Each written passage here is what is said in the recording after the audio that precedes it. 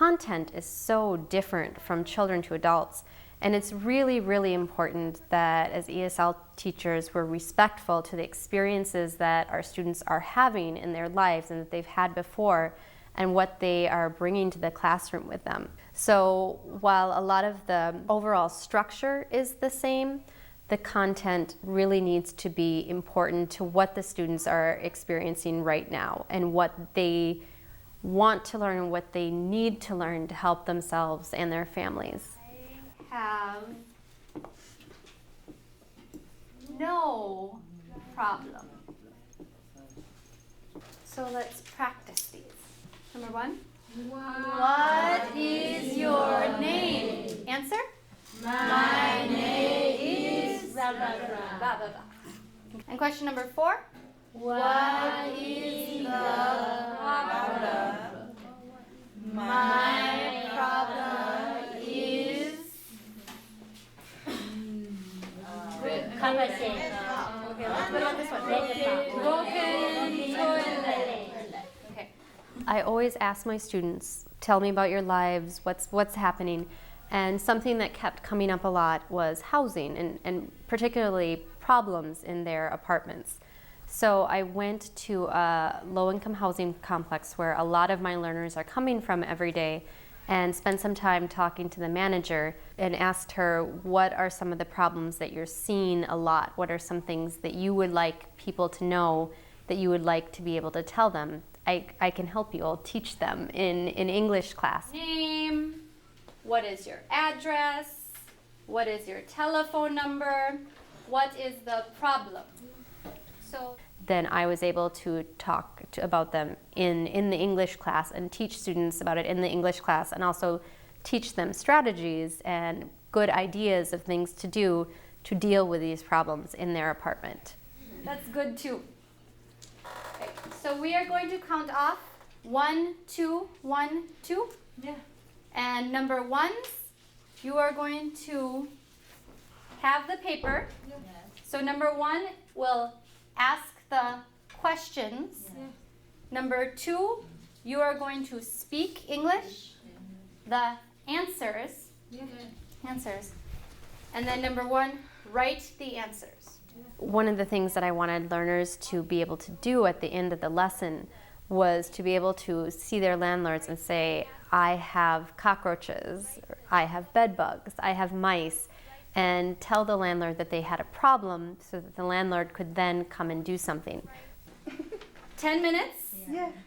So for 10 minutes, try to speak only English for 10 minutes. In addition to reading and writing, this literacy lesson includes extensive speaking practice. Together? Do together? Okay. Good. In a typical week, we work on the one main text. So Monday, we will work together looking at the pictures and write the story together. And then throughout the rest of the week, we're looking at the different parts of the story, working on the sounds in the story, working on the sight words in the story, working on fluency with the story, working on the vocabulary in the story, answering questions about it, and constantly looking at the parts and then going back to the whole. And so by the time we get to the end of the week, learners have had 4 or 5 days of instruction on that one particular story, and they are able to read it fluently. They know all of the words in it, they're familiar with it, and they can retell each other the story fluently in English. What is your address? My address is 1235 What is your telephone number? My telephone number What is the problem? My father is Cockroaches? Many cockroaches? Do you call your manager? A-W-E-R.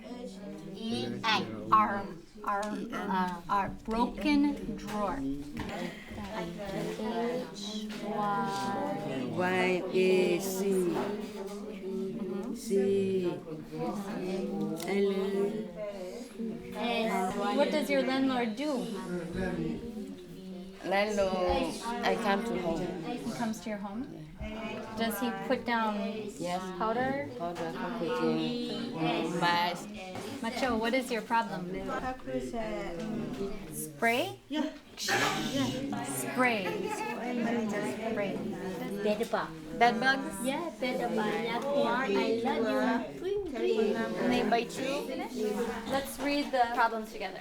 No. Heat.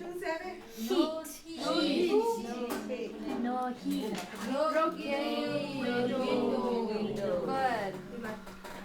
Good. Toilet. Toilet. Okay, very, very bad problem. Call your manager. Yeah. Well, the United States is a hyper-literate society. There's print everywhere, and every day I have students bringing me in things that they've brought home from their kids' schools, things that they've received in the mail, tons and tons of forms that they need to fill out. And so there's print everywhere, and if you are not able to read and write in the United States, it's really a huge detriment. So we start working on those literacy skills and identifying print right away so that when students see things in their daily life, they're already starting to be able to connect what we're doing in the classroom to what they see in their everyday lives.